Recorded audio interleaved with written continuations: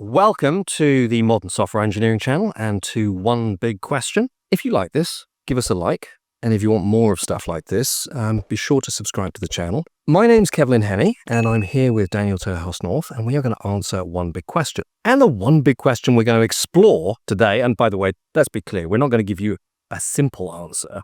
We're going to explore the question. The question here is clean code a myth that we tell ourselves? Daniel, where do we start on this one? Where to start? Always with terms. So clean code itself. I'm going to start by being you, or at least by channeling you. You wrote a delightful post recently exploring the origins of the term clean code. And I need to say, for folks that don't know Kevin, he does this really well in his talks and his writing. Some people call him the history guy. I describe him as the context guy. That when something is happening in the software world, in the technical world, there's an awful lot of standing on the shoulders of giants. I think a lot of that goes unacknowledged, sometimes deliberately, but mostly accidentally. And one of the things that Kevin does really well is surfaces of, well, hang on, that's a reference to this 1973 paper that 3 people have ever read, and I'm the 4th one. So for me, I have kind of three vectors, if you like, 3 sources for clean code. There's probably the one most people will be familiar with is Robert C. Martin's book, Clean Code, from the, I think, early 2000s, thereabouts, 20-something years. 2008. 2008. 2008. Wow, later than I thought. Okay, so from the late noughts. Then, much more recently, Kent Beck has been writing a wonderful series that he's calling Tidy First. Part of that, I suspect, is to differentiate from clean as a term, and not to muddy the waters any further. But then for me, and again, this is because a lot of my, I'm not going to lie, a lot of my software thinking has been informed by Kevlin over decades, is Dick Gabriel, who wrote a series of articles. He published it as a book that Kevin got me onto. And Dick Gabriel uses this term habitability. And he talks about habitable code, and habitable code has 2 characteristics. One is comfortable. So you are comfortable moving around in it. So as opposed to uncomfortable, scared, nervous, whatever. And the other characteristic is confident. You're confident to make a change. And if you're comfortable navigating code and confident to make a change in code, I'm like, that's a good place to be. And in fact, that was my launching point for Cupid, which was my attempt at joyful code a few years back. Was okay. So Martin Fowler talks about people should write code that humans can understand. I'm like, understandable is good, habitable is better. Can we get to joyful? So I have these sort of 3 axes of clean. There's the Bob Martin's patterns and book. There's Kent's kind of more recent riff of tidy, and then predating all of those by some time is Dick Gabriel talking about habitability. Yeah, in fact, I think the really interesting thing, there's a number of things you teased apart there. One of which is, thank you. The other of which is I didn't have the Dick Gabriel book to hand, and I just re-tidied my office. So I have no idea where that book is at this point. I can't reach it easily. But that book is interesting. And I think the idea with habitability that I like so much is that it describes an experience. It's actually more to do with the relationship between the developer and the code base and the ecosystem than it is necessarily of the distinct practices within the code. That's not to say they're not important, but it sort of tells you where you want to evaluate it. And it's not necessarily in the code, it's within and around the relationships to the code. And habitability I love as a metaphor because it invites you to think of architecture as a place where, people live, which, funnily enough, is actually the original point of architecture. What is the experience of being here? And I think we forget that as well. But I think also the idea of moving from just static properties of the code to the experience, and exactly as you say, the Cupid joyfulness, I think is a really interesting way of exploring that. And it goes clearly beyond an idea of cleanliness. And it kind of almost invites this kind of idea of the metaphor. When we're talking about these things that are abstract, we're always looking for something that gives us a new insight or the vocabulary to talk about things, because code and software is remarkably non-physical. And I think there's another distinction that you brought up that I thought was really good when we were talking about clean code before in a chat, was there is a kind of a difference between clean code, capital C, TM, which we might associate with Robert Martin and some of the practices that are associated with that kind of view of coding. And sometimes people feel and have reacted to, I've noticed in the public space, that there's a little bit dogmatic, perhaps. and that's a lot of people react against that, which is understandable. They're not necessarily reacting directly to the guidelines or perhaps the intentions that other people have, but very much the apparent dogma, which and nobody likes that. And then clean code, just as a general description. And this was an interesting thing, going through the history of this, and a recent discussion triggered this and caused me to go back and say, well, where has this term come from? Because there was this impression for a number of people I've trained, they have this kind of point of origin. Oh yeah, clean code.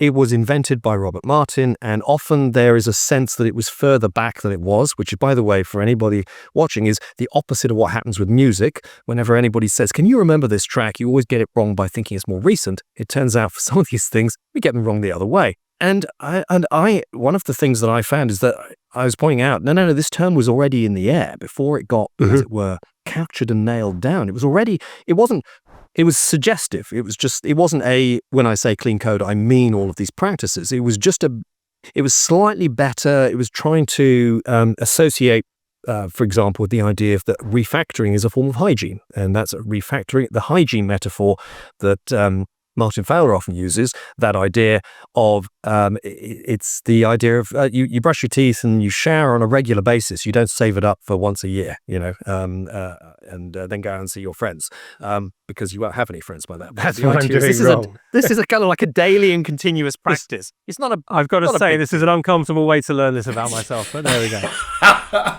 Like we said, one big question, lots of knowledge. So. This is the interesting thing, is I found that with my training in TDD, I quote, so let's go back to Kent, and I quote the beginning of this book from Kent, Test-Driven Development by Example, and this book was published in 2003. So that is a generation ago. But the interesting thing is right there in the beginning, the opening sentence is, in fact, the opening words, clean code. Clean code that works, in Ron Jeffries' pithy phrase, is the goal of test-driven development.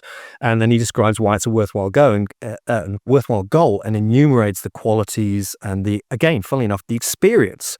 But he also clarifies, he talks about it from Ron Jeffries' point of view, and he also clarifies something that often people sort of say, yeah, your code's clean, but it doesn't work. He said, well, the phrasing is clean code that works. So he is talking about it from an experiential, but also a much more complete perspective. I then found that, given that I mentioned Martin, the original version of refactory, Martin uses the terminology clean code extensively.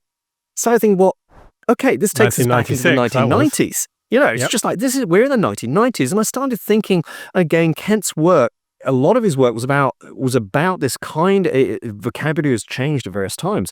But I thought, I think it was in the air before that. So I did a bit of digging around, and here is my copy of The Elements of Programming Style. This is published in the 1970s. So I actually learned from this. This is a second edition, late 70s. Koenig and Plowger. That's a cardboard mock-up, isn't it? That's not a real book. Damn, rumbled.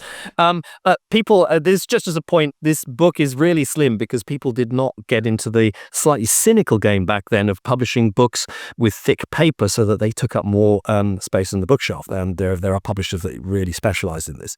So this is, it's 130 odd pages. Yeah, it's about 130 or so pages. And I learned an immense amount from this book. It was written in the late 70s, the original, and this is the thing, I found the first edition, 1974, clean code. And they use the phrasing clean code. They use clean as a verb. They also use clean code as a noun phrase. And it's there. And again, they're not saying this is clean code and here enumerating a set of practices. They're just using it as a suggested metaphor rather than just something bland like good or also moral in that sense. And I think that's really important because I think that a lot of people have come to think of clean code. They either gravitate towards the phrase and therefore the branding, or they are repelled by it. Exactly. They are either drawn to it or repelled by it, or repelled by it. They have an opinion, yeah. Yeah, they have an opinion. And the problem is, I don't think we really want to, that's really not the original goal. I mean, I can, read these things and they kind of, yeah, I'm with you all the way. And so that kind of gets us to this interesting question that perhaps we need to distinguish when we're talking about clean code. Are we talking about a particular set of practices and opinions, or is it suggestive and connects to something bigger, as you say, things like habitability? Or that question, that very simple question, we are ultimately human. Does this bring me joy? When I work in this code base, when I work with these people, when I work in this arc, is that bringing me joy, or am I constantly frustrated? And so therefore it's a very human thing rather than merely something code. It's like clean code is the start of the conversation, but not the end. Well, and this is what I want to pick up on, because you don't have clean code for the sake of, you have clean code in order to. And so I see it as very much as relational. It's relationship between the programmer and the code. And I've heard the term hygiene a lot. I think of hygiene, like when folks like Martin use the word hygiene, I think of it less in the sense of personal hygiene and more in the sense of hygiene of a kitchen. So hygiene of a place in which you want to do something where cleanliness is an important part of doing the thing. So a surgical, an operating theatre or a kitchen or something. And when you look at the way a high-performing kitchen works, like a professional kitchen, a restaurant kitchen, then what you see is many, many, many small habits repeated again and again and drilled into people, right? You wash up as you go. You put things away as you go. You don't put the cooked meat next to the raw meat. They live in different fridges, different containers. And so there are certain rules that have grown up around this, not because we like rules, but because they keep us safe. And if I think of code hygiene, it's not, and this is where you get into is where I tend to push back on the more dogmatic kind of, you have to have this many lines in a function, or, the separation of concerns that everyone gets wrong. I'll come back to that. I've got a good rant about that. Oh yeah, I'm with you on that one. I will co-rant. Right. But the idea that we want clean in order to, or hygienic in order to, and it's a relationship between people and code. And that brings me to a lot of the specific advice in the clean code book. We talk about things aging like milk or aging like fine wine, right? And a lot of the advice that, interestingly, because I read clean code, I had never read it. Dave Farley has something, I think it's just come out on the Modern Software Engineering channel, where he's comparing Bob Martin's take on clean code with his take on modern software engineering and how they compare and contrast. And I think he's done a very even-handed job, I must say. I think he's been very, very fair. And what I find so one of the things he says is it's never really impacted him one way or the other. He's kind of lived professional life independent of this book, but he decided to go and look at it. And I did the same a few years ago. I took it on holiday and I read it, and I'd never read it. And oh my word, my Kindle has many, many notes from reading this book. And most of them are what or no or things like that. And some of them, so I'm going to name names. It's an anthology book. So a lot of the chapters he wrote himself, a number of the chapters are invited. James Grenning, C embedded systems guy, wrote a chapter on boundaries. And my Kindle notes say, an oasis of clarity in a sea of, I won't say what the rest of the sentence is, but basically it's a beautifully written little paper about identifying boundaries. I mean, you could derive the whole of domain-driven design from first principles from this chapter. It's gorgeous. Tim Ottinger, again, contributed a chapter on naming. And naming things is hard, one of the 3 great problems. And again, it's beautifully written, very actionable, really good advice. And so in this book is some really good stuff, some stuff that stood the test of time. In it also is some shocking advice. And my kind of analytical brain kind of started chewing on this. Like, why would this be? And there's, I'm a Christian. I spend a lot of time poking around in the Bible, and there's a way of studying ancient texts called hermeneutics, and there's another word as well. I'll just escape me a minute. But hermeneutics is where you say, okay, what was true at the time that this thing was written? What was the context of this thing at the time? And exegesis, that's the other part. And then if I were then to extrapolate that to now, what would it be? So Jesus tells loads of parables about fishing, right? He's got a lot of stories about fishing, yeah? Why? Well, because that was one of the main industries. Most of the people he was talking to either were fishermen, knew fishermen, had fishermen in the family. It was, fishing was a big deal. They were on the Sea of Galilee. And okay, what might you compare? What if he was telling those stories now? What might they be? They could be, I don't know, office type work or whatever would be a reasonable. And so I'm looking at this. I'm looking at clean code. I'm thinking, okay, so what is true? So what would need to be true? Such the advice that you take this code and break it into lots of small pieces. Break it, and it's more. It feels to me more extreme than coupling and cohesion and separation and all that. It feels more militant than that. And if you play back to like the late 90s, early 2000s, when all of this stuff was happening, you would have requirements coming into a team. And the requirement might be, okay, we need to put some new content on this report. So Kevlin, you're doing the health reporting subsystem, and we need to put a new piece of information in this report. We need to add some more details about the doctor. And we go, okay, right.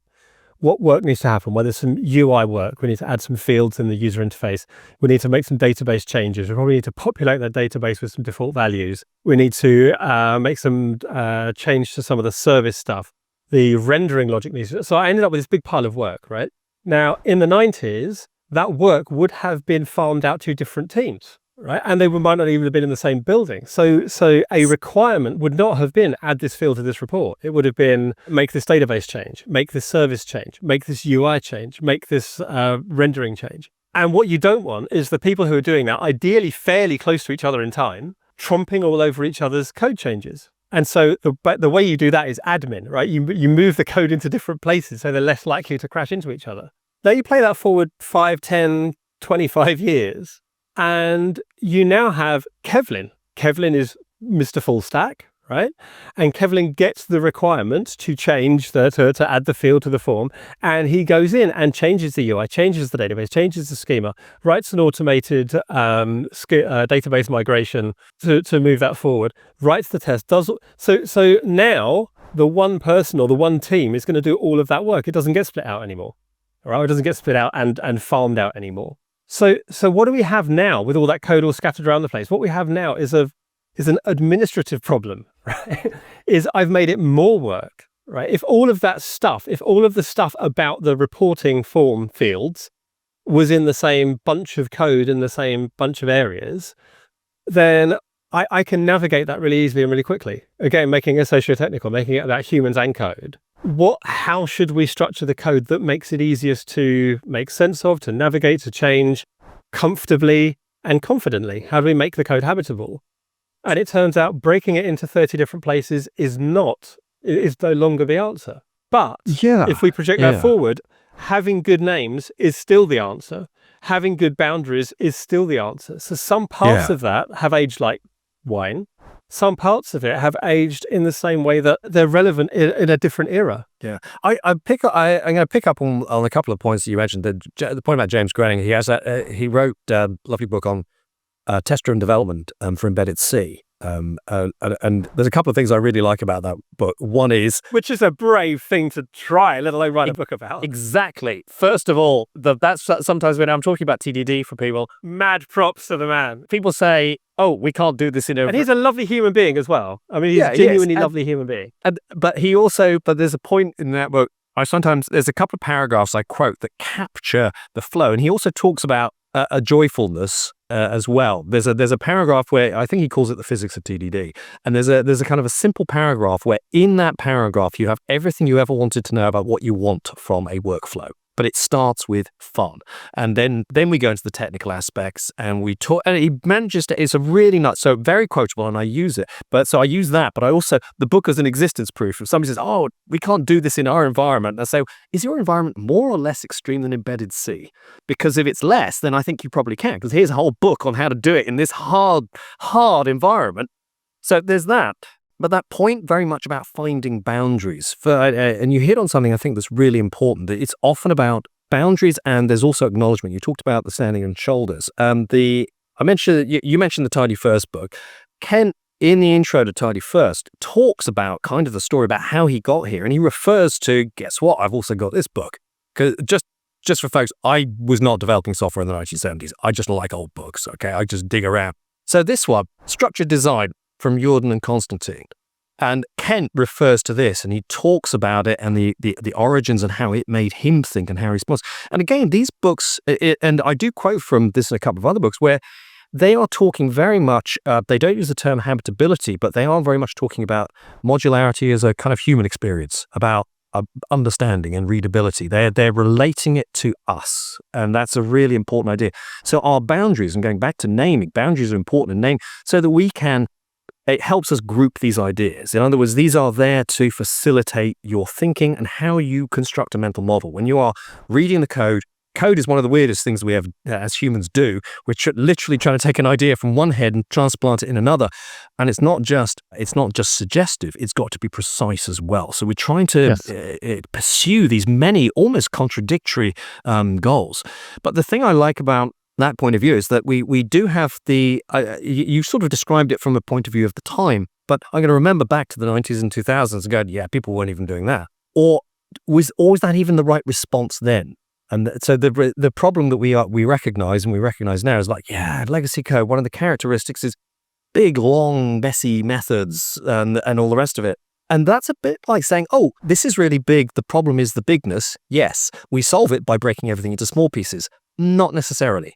What you want to do is do something that causes small pieces rather than aim for small pieces, if that makes sense. Yes. In other words, absolutely. and it's actually something I said to somebody a few years ago. And so, could I sort of jump in there? Yeah. It's really important. Is small is about how much thinking you have to do, not about how much code there is. Yes. So small is about, now there's a term that has become massively overused. Let's talk about Perl. Oh no, let's not talk about Perl. I've written production systems in Perl 5. There's a term that's become massively overused. Again, a lot of semantic diffusion, which is cognitive load. And I'm not going to get into why I think it's been misused now, or the context in which it's being misused. But effectively, as a heuristic, how much mental effort, how much mental juggling I have to wrap my head around something, and the kind of the contra of that, which is how easy it is for me to accidentally mess something up in that thing. Yeah. Right. That is the bigness thing. Now it might be, and I've seen this, I've worked with code bases where you were looking at a lot of code at one time, and it all made perfect sense, and it was completely easy to navigate. It was that comfort thing again, Dick Gabriel's comfort thing. Yeah. I've also looked at small bits of code, and not necessarily because it's a high density language like Haskell or APL or something, just code that was just really bonkers written. So within a few lines of code, there's so many different things trying to happen and scream and fail and stuff. Yeah. That you need to unpack it into something that, you want to make it bigger so that it'll fit in your head. Yeah.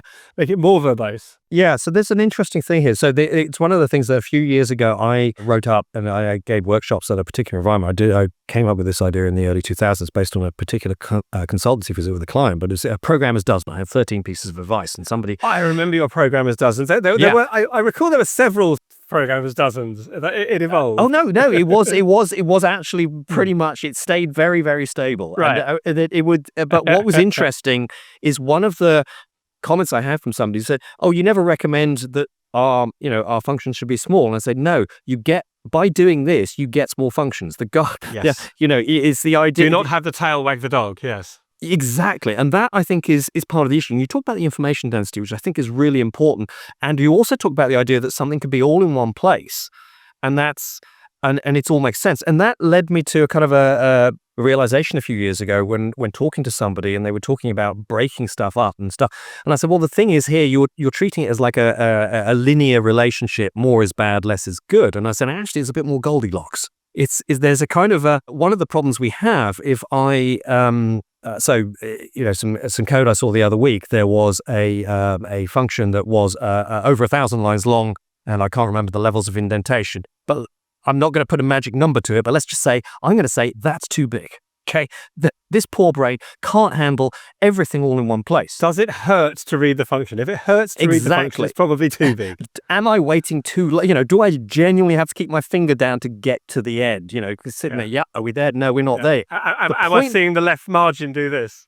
I once it was a 1,500 liner. I once had the experience of going down a function, and then I got a blank screen because the indentation took it outside my window. Wow. Yeah, I know. I love that story because that's the story that started me down zooming things to the smallest point size to just look at the landscape and the shape of the code. But the thing there is that one of the issues that we have, and this is kind of a problem of like, I have so many things in one place.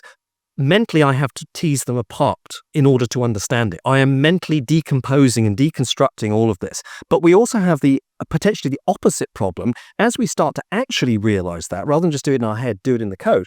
If we keep on pulling everything apart, we end up with the opposite problem, fragmentation. All the pieces are all over, and in order to understand it, I have to put them back together again. So I'm now doing the opposite. So there's somewhere in the middle, and it's not a point, it's going to be a zone, and it's going to be different for different people at different times. But there is this idea of, am I looking at the code and I'm mentally, there's so much going on, I'm trying to pull apart what I'm seeing.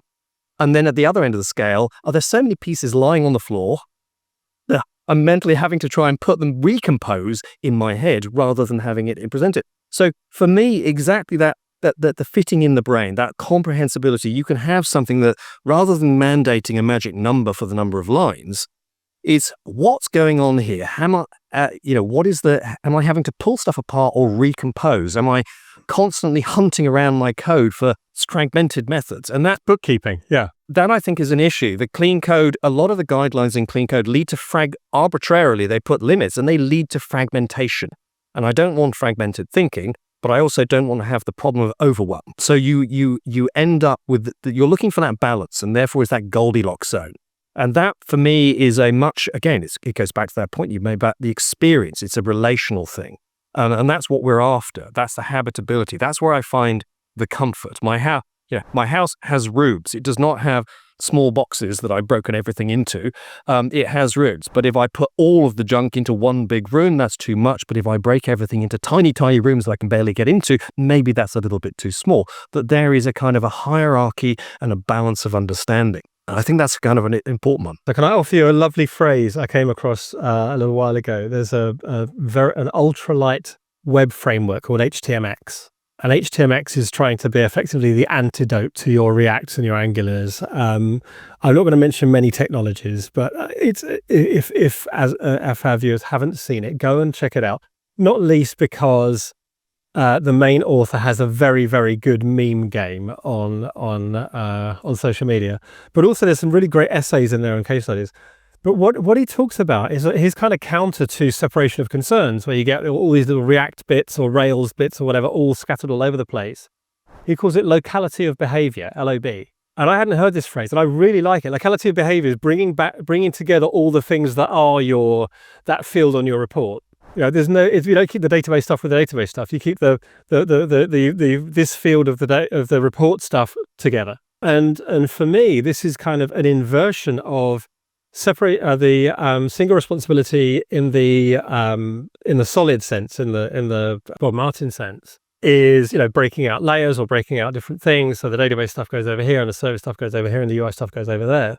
And you end up with the Rails type. The top level is telling you your framework architecture rather than your product architecture. Is rather than thinking of single responsibility, think about single goal. So if I think about the single goal principle, which I just coined, I think I just invented it. Yeah. Okay, folks, you heard it here first. Heard it here first. Exclusive Modern Software Engineering channel. Single goal principle is assuming I want to achieve a goal. Are all of the pieces that I need to achieve that goal close to hand? Because if they are, it's going to make it easy for me. And then we can get on to, and we're probably over time at this point, but we are, but no worries. I wanted to tie in, I think it's really important, theory of constraints. So since we're doing old stuff, 1984 book by Eliyahu Goldratt, The Goal, which a few years ago came out as a graphic novel, which I'm very excited about. Oh, do you know, I didn't know that bit. Yeah, no, it's amazing. They did it properly. They got, I think it's like one of the Marvel illustrators to do the artwork. So it's a proper graphic novel. It's done so well. And what they've done, I know you know the book, is essentially the book operates on two levels. It's of course you have. It's yeah, I knew it was near me. I can remember that one. In fact, I was talking to someone about this recently, so I happen to have it on my desk. Brilliant. There we go. The graphic novel. So it's a story of a chap called Alex who runs a factory, and he's given 30 days to turn the factory around, otherwise they're going to shut it down and fire everybody. And his marriage is on the rocks, and the dog's dying, and it's all going wrong for Alex, right? And the story is about how Alex bumps into an old school teacher, and they have this kind of Socratic questioning type relationship, and he guides Alex through learning about what turns out to be theory of constraints and flow. And he saves the day. Spoiler: the dog doesn't die. But the brilliant thing is, so you've got the story, the actual plot of quite a fun story, as well as some quite deep principles about management theory. And what the graphic novel does brilliantly is that all of the story happens in the pictures, and all of the theory happens in the dialogue. So it's so well done. They really did think it through. Anyway, the point about theory of constraints is this: is in any system, and he has a factory system, but it applies to product development system, it applies to any system of work. If you look at how value is created, there is one thing right now that is the pinch point. There is one thing right now that is limiting the flow of value. And from that, he makes two observations. He says, if you optimize anything downstream of that constraint, then it makes no difference because nothing's coming through the pipe. If you optimize anything upstream of the constraint, you just make it worse, right? Because they are creating more of a backlog at the constraint. So the only place to work is the constraint. And so the whole theory of constraints model is identify the constraint, which is often harder than you think, because where you're seeing the problem might be presenting symptoms. It might not be the constraint. We have a bottleneck at testing, right? Does that mean that you need more testers, or does that mean you need to write code that needs less testing? You have an upstream quality problem, not a downstream number of testers problem. So identify the constraint. Then he says, elevate the constraint. Sorry, exploit the constraint. So exploit the constraint is, okay, we know that's our limit. Is it running at capacity? Because if it isn't, we've got spare capacity. Now we elevate the constraint, make it the most important thing, right? Now we alleviate it. So now we stop it being the constraint. And what that means is it's like whack-a-mole. The next constraint will appear somewhere else. So for me, when we talk about like bringing this right back to the big question, is clean code a myth? We don't. And this goes right back to your 1970s references. Code cleanliness, code hygiene, kitchen hygiene in and of itself isn't a thing. Hygiene in a kitchen is there in order to serve food sustainably, quickly, effectively, right? We want to be able to deliver software sustainably, quickly, effectively. And most of that, for most of the time, is changing existing software rather than writing new software. So that means we want existing software to be able to change it quickly, effectively, sustainably. And so the cleanliness of code should be, and this is, I make a reference to something else I've been talking about recently, which I call a best simple system for now. The cleanliness of code should be entirely a function of what it is we're trying to do with the code. If it's more clean than that, if you like, then we've over-engineered, and that's opportunity cost. We could have been doing something somewhere else. But if the clarity of that code, the cleanliness of that code, the navigability of that code is what's slowing us down right now, we absolutely need to elevate that constraint. I think let's pick that one up in terms of the idea of context. In other words, the cleanliness. So I guess to answer the one big question is that cleanliness is not so much a myth, but it is not a fixed point. It is a relational thing. In other words, it is the idea of exactly as you described it. If we want to make it that, it's not a set of specific code practices, although those can contribute. That's your toolkit. What your judgment of your code is going to be something to do with the context. Is this slowing us down? Is this making us miserable? And if the answer is yes, then let us change our balance of tools, look at it differently, take a step back and rearrange things. That of course presupposes that we don't like being slow and miserable. Well, of course, yeah, you're right. There's a big, that's probably the subject of a number of other videos. But I also like the way that you brought out principle of locality in terms of behavior. Principle of locality is what drives my Goldilocks model. I will often use that. I say, oh, you might have heard of principle of locality to do with caching and stuff like that. So actually, it's to do with us, but specifically behavior. I think it's a lovely way of looking at it. And I think there's a lot of stuff we want to talk about in future in terms of things like Solid, Cupid and stuff like that. But folks, that is a different video. And time has caught us. Time has caught us. We're going to land this plane right here. Hopefully we've explored that question either to your satisfaction or to your frustration. Let us know. Throw something into the comments. Give us a like if it provokes some thinking or some thoughts. And don't forget to follow the channel. And for the moment, in that case, wherever you are and whenever you are, have a good rest of day. And thank you very much, Daniel. Thank you, Kevlin. What I would add as well, please put your thoughts in the comments. One of the things that we do as a team and as individuals, we look at these comments and they often inspire future One Big Questions, future sessions on the channel. So we absolutely love your feedback.